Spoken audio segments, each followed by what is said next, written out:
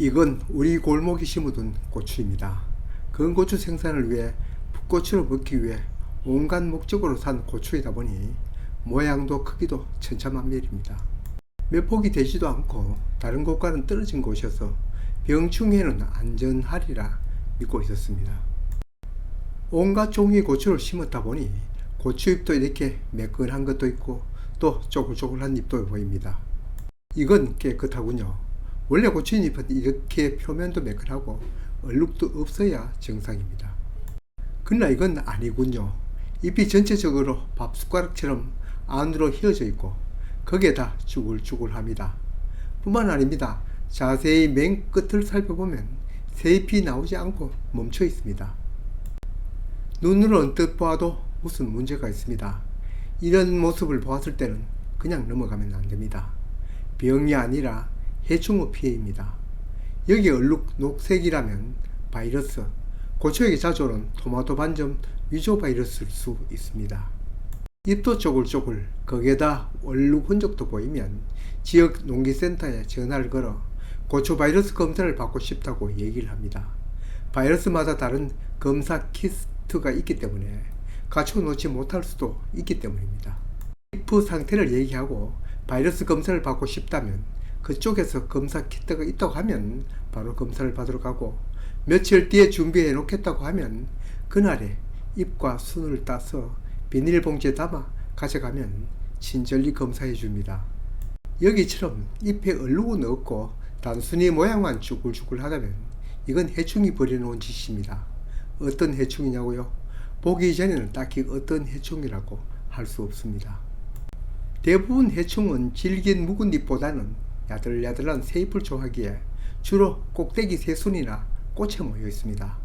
갉아 먹는 놈이라면 구멍 뚫린 잎이 보이는데 고추에 오는 놈들은 대부분 흡집하는 해충이 옵니다.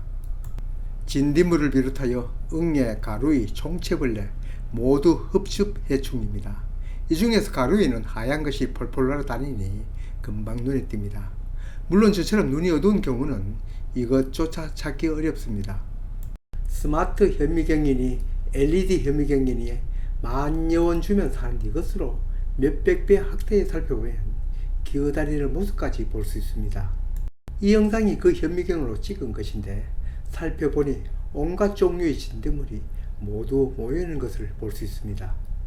고추잎은 아니지만 가지잎에 붙은 총채벌레 모습입니다.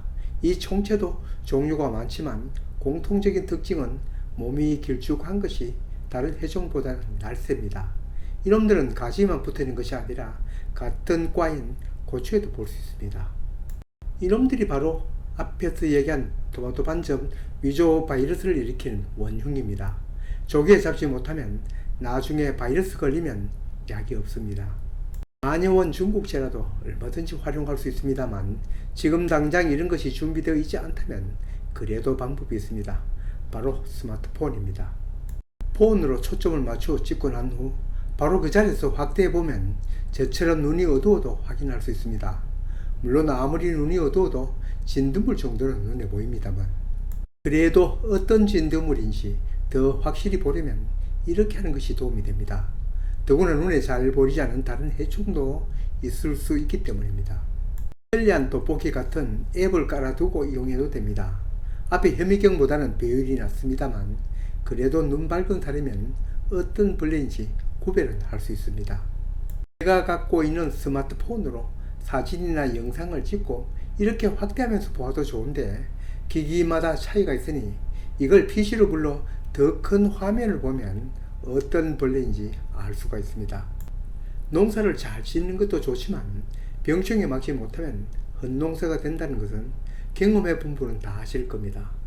이렇게 하면 고추가 주렁주렁 열린다, 그런 재주 따로 있는 것도 아니지만 그렇게 된다 하더라도 병이 오거나 벌레 방지하지 않으면 소용없습니다. 지금 여기 사진을 확대해 보니 진딧물 중에서도 목화진딧물인 것 같습니다. 사실 이 고추에는 며칠 전 진딧물 방지를 하였었습니다. 몇 폭이 안 되니 실제 농도보다 좀 더 독하게, 그것도 땅에서부터 꼭대기까지, 고추는 물론 땅과 담벼락 하단까지 안 묻은 데 없이 아예 목욕을 시키는데도 이렇게 빈자리가 없을 정도로 득실됩니다. 지금 이때의 진딧물은 알 과정 없이 바로 새끼를 낳습니다. 그러니 방제되었다면 살아남을 놈이 없어야 합니다. 제 경험상 아무리 독한 진딧물 약을 쳐도 거기에 저항성을 가진 놈이 있어 몇 놈 살아남으면 새끼를 치기 때문에 늘어납니다. 확대해봐도 제 어두운 눈에는 진딧물만 보입니다만 간혹 희끗끗한 점이 보이고 잎 전체가 밥숟갈처럼 휘어있어 응애도 의심이 갑니다. 아시다시피 응애는 거미류, 곤충은 아니니 따로 약을 구비하거나 아니면 치료는 진딧물 약에 응애 방제도 포함되는지를 살펴 방지를 해야 합니다. 이렇게 희끗희끗한 흔적을 내면서 고추에 자주 찾아오는 놈은 참은지 응애입니다. 참은지 응애 방지약이 없다면 다른 응애약도 효과가 전혀 없는 것은 아니지만 약병에 참은지라는 글자가 있는 것을 치는 것이 더 효과적입니다. 다음에 칠 때는 농약을 바꿔야 합니다. 이름만 바꾸는 것이 아니라 작용 기작을 보고 그 기작을 바꿔야 합니다. 살충제는 3A, 4B 이렇게 나가는데 첫째 자리 숫자가 다른 것을 바꾸는 것이 가장 효과적입니다. 요즘 농약 소비자들은 겁을 내는데 정작 해충들은 겁을 내지 않습니다. 여하튼 지금 이 상태만 하더라도 초기가 아니라 만연입니다. 급히 약을 바꿔 쳐야 합니다. 앞으로 목욕을 시켜도 또 살아남는 놈이 있습니다. 물론 몇 마리죠. 여하튼 남들은 막걸리로도 깡그리 싹 없앤다는데 왜 나는 농약을 작용기작 바꾸어 독하게 그것도 목욕을 시켜도 안 죽는지 모르겠습니다. 하루 정도 지나서 방제한 곳 다시 살펴보는 것이 중요합니다. 모두 살아있지는 않지만 그래도 살아있는 놈 틀림없이 있습니다. 하루쯤 지나서 살펴보는 것이 가장 적기인데 어제 저녁 치고 오늘 아침 살펴보니 진딧물 몇 마리 보입니다. 이놈들 앞으로 죽을 놈인지 끝까지 살아남을 놈인지는 더 지켜봐야 할 것 같습니다. 만약 살아있다면 또 작용기작 받고 쳐야 합니다. 몇 마리만 남아도 금방 퍼집니다.